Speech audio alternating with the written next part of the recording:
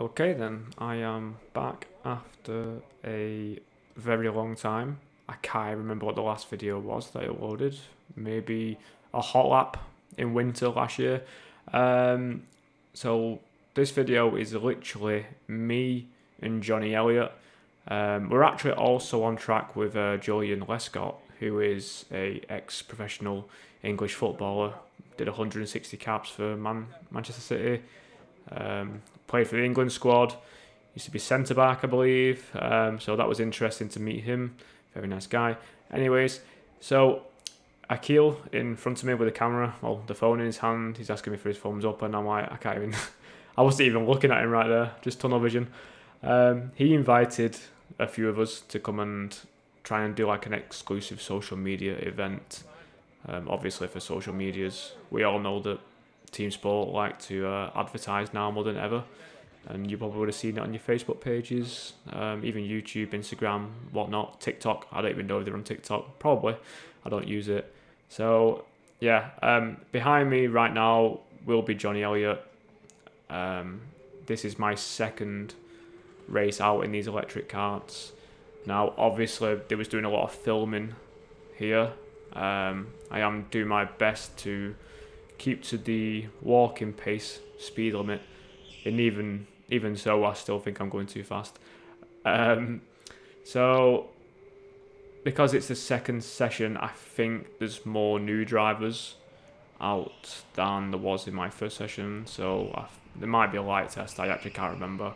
I did film 3 sessions, but I'm only going to upload this one because this was the most entertaining race for us.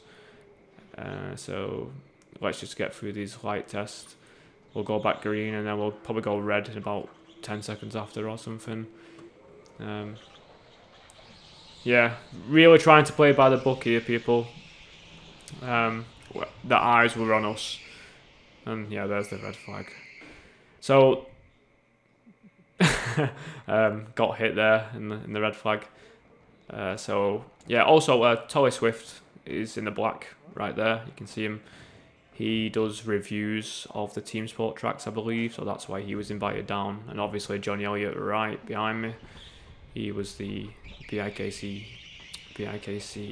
heavyweight champion last year or start of this year. Again, can't remember, was it the end of last year or start of this year? One or the other, you get the gist. So right now we're full on racing. I'm right in front of Jonny at this point, so I know I've got some sort of pressure straight away. This is his first lap, or his first race out on the track. I've already been out, so there's not really any excuses I can make for being terrible. And I don't think I do that bad.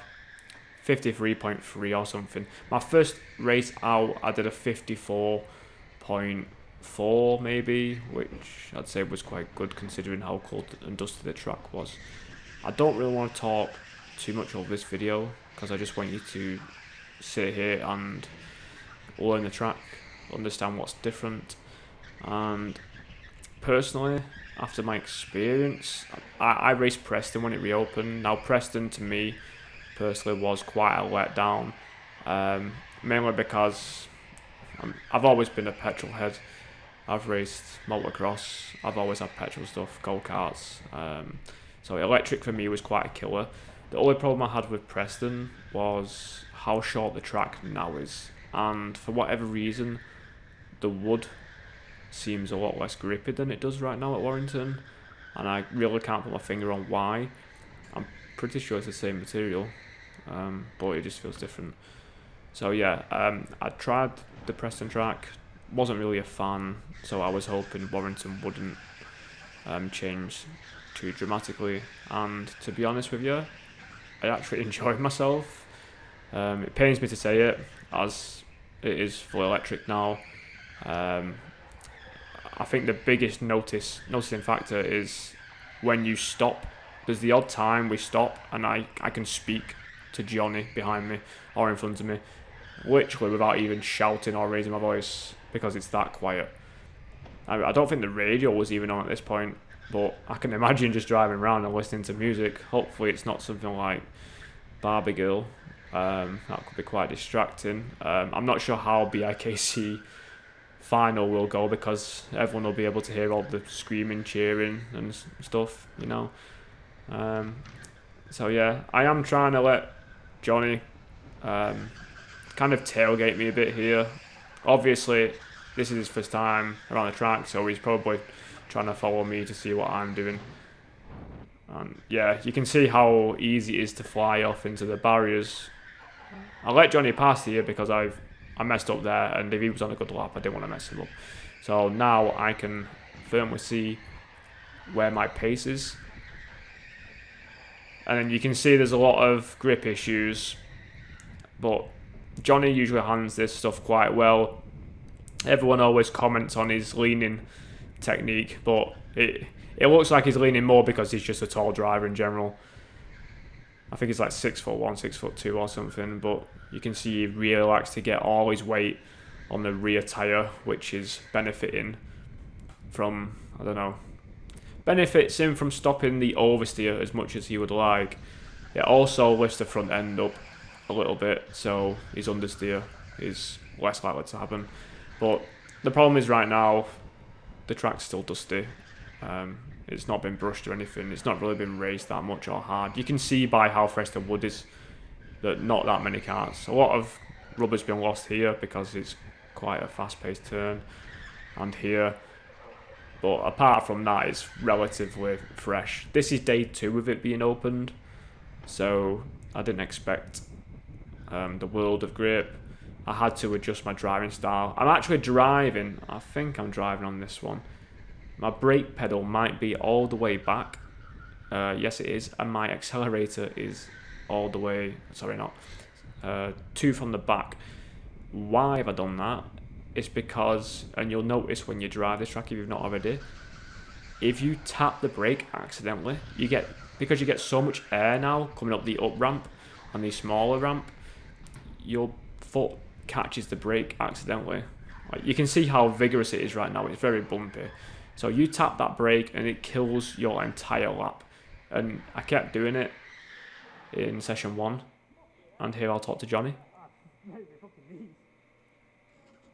Yeah, he's talking about how much air he gets up the ramp, which he's literally 90 kilos and he's getting a lot of air. So imagine the likes of a 45 kilo, 50 kilo driver. You get the point. It's so funny being able to like hear each other. But yeah, going back to the brake problem I was having, I can't remember how the brakes work now. Something to do with, I don't know, I believe Tom, the manager of the track, well, the track manager, whatever, the duty manager, however you want to see him, he mentioned something about it working more off like a magnetic base. I'm not too sure. I might have misheard him. Really couldn't understand the difference. But if you just tap the brake, I'm talking a millimeter, it literally cut out the entire power of the car. And because it's electric, all your power goes. It's not like a petrol where it slowly ticks down, it just goes. So I was finding when my pedals were both neutral, the same position, and there's a slide because I went off my line. Same there, you can see there's no grip when you're off the racing line. Yeah, I was just catching the brake pedal, so in this race I literally moved it back and I found that it was beneficial to me. So if you are having that problem where you're catching the brake, just move your pedal further back, because the muscle memory won't allow you to accidentally tap it, or if you get airborne, you won't tap it. The first session I had was quite frustrating. I even pulled over to Dylan, one of the TeamSport staffs, on flyover and told him my problem. I think I might have said then, next race I'll try this, and I did try this. And right now you can see that Jonny's got a bit of a gap on me, so it's time to get my head back down. My fastest lap is in my next race, I believe, which is the video you would have seen yesterday. These videos are uploaded a day after I've sat and edited them. Currently, this video you're watching right now, I edited the same day as the video you saw yesterday. The hot lap I got, again, quite a controversial hot lap actually. I noticed when I was editing with a timestamp that the timer was wrong by 0.2 of a second, which is a lot of time, to be honest with you. So 0.2 seconds, the timer wasn't in my favour. After I edited the hot lap, I was closer to getting the 52 than what the TeamSport timer initially said.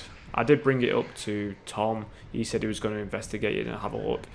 I have took pictures, screenshots of literally the exact same moment, a lap difference of me crossing the line, and there is absolutely no way that I was 0.2 slower. So there might be a slight issue right now with the timer. Again, not too sure. I don't work there. I'm just trying to get as much information as I can to help you people out. In terms of BIKC, unfortunately, I did not know, but Johnny did go to regionals and he got stuck in traffic on the way there. So he couldn't, well, he didn't make it in time. So this year, your BIKC heavyweight champion is actually not going to be racing the finals. Hard luck, but if anyone actually has a driving license who's watching this video and they travel the M6, M62 on a daily basis, you will understand that driving an hour and a half could easily turn into a 3-hour trip with a crash on the motorway. And that's exactly what happened to Johnny, which is quite unfortunate. Oh, this chicane here, much narrower now. If anyone used to turn at position 6 on the grid, you now have to turn at position 4. If you don't turn at position 4, you'll come way too wide, and you'll lose control literally. You'll oversteer one way, oversteer the next way, probably slide into the main straight barrier over the finish line. I think I saw Russ Mabley, one of the TeamSport managing directors, if that's what he is, I can't remember. He did that exact mistake, I believe, when he filmed with Tob. You might see that video on social media through TeamSport, and that is literally what happened. I did try it, and it's impossible. So yeah, you need to turn in at position 4 on the grid now. You will see it. You can't miss it. Also, I don't know if you noticed, or if I don't know, I can't even tell. It looks a lot brighter now. They have patched the roof up, so any bits that were leaking when the rain came down, they have patched that up. That was confirmed. The lights do look brighter. Also, everything's just blue now. I'm pretty sure that the connotations of blue and stuff, probably like calm and collective. It's one of those colours that's supposed to calm you down when you see it. And there is a lot of blue now, as you can see. I know TeamSport's going full electric, and just to clarify, it's not TeamSport's fault that they're going electric. It is government guidelines that every indoor track in the country has to be full electric by 2025. I don't think TeamSport ever would have wanted to go electric. I don't think anyone who likes to race go-karts in general, indoor go-karts, outdoor karts, would ever want them to go electric. I miss the noise. I like hearing the petrol engines ticking over. It was a good indicator of your car being good or bad to me. In terms of the electric, on this track, much better experience than Preston. And I don't know, it was better than I expected, and that's my honest opinion. I told a lot of people that once it comes electric, my videos will probably die off. I probably won't race there anymore or something. But it actually wasn't that bad. Also, that lap that I've just done there was probably my fastest lap in the session, because I let Johnny pass, but Johnny was still quite far behind. And he did mention to me one lap where I absolutely blitzed the lap that he wasn't keeping up. So yeah, that must have been my quickest lap this race, 53.3. But yeah, a lot of people watching this probably want my honest opinions of the electric situation, and if anyone knows me, they would know that I would say, yeah, I don't like electric. I've just always liked petrol engines. It might be a generation thing. I spoke to some people yesterday, And I was like, well, if you're born in the, I don't know, early 2000s, late 90s, 80s even, 70s before that, I think you would naturally prefer electric. Say that again. I think you would naturally prefer petrol, because that's what you grew up with. You lived your childhood, teen years, even early adult years, racing petrol go-karts. Now, in terms of the youth today, I'm talking cadets. I think this will grow on them much easier. And right, just to clarify, you see there, I went offline in a track that had not been raced, and look where that got me. You can see all the dust there. Couldn't turn, couldn't do anything, and then Dylan will come over here mocking me. So you meant to go around the barriers, not into them, alright? Yeah. Good bit of banter from Dylan there. So yeah, that's literally my video over, to be honest with you. The next lap, I'm pretty sure, is the end of the race. And yeah, quite surprised that I'm saying this, but it wasn't anywhere near as bad as I thought it would be. You need to give it a go. If you're really against the idea of electric karts, you really need to give it a go. This track is still one of my favourites. It probably always will be. This is where my racing career, as you could call it, started. This is where I literally fell in love with racing go-karts, just as I got my driving licence. Yeah, I started quite late, if anyone didn't know. I started when I was 17, so this is my 9th year now racing at this track. I'm trying to teach Tolly here. He was really wanting to sit behind me and Johnny for some laps, but I just couldn't find him on track until now. And then unfortunately, this is actually the end of the race. So I'll stop blabbing. That was the first main race I had at Warrington. I'll say thanks again for Akil for personally inviting me to just come and make some exclusive content. Really nice. I can see how I can be a lot quicker with more people on the track who can keep the racing line warmer. I'm currently just driving back over to see how dusty it is there, and you can see the difference in the shade between the rest of the track and that track. It was quite nuts. The pit lane as well, you will know if it's electric. As soon as you get to here, that's as fast as you can go in the pit lane. No more cheating, no more flying to the pit lane. Hopefully no more staff getting run over.